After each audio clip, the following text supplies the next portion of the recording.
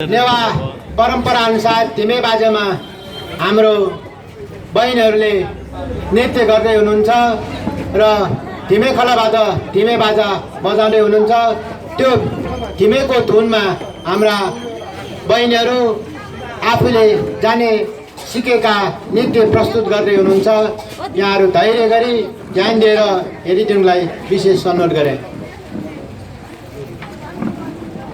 छोटो रूपमा धिमे बाजा बजाएर यो नृत्य सुरु गरिदिनुलाई बाजाखालाई अनुरोध गरे।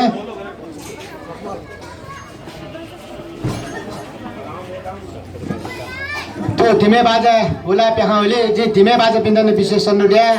चो थाना छको जको चाकतया कोचाका डिगलाइन बाजकलाई त बनाचना।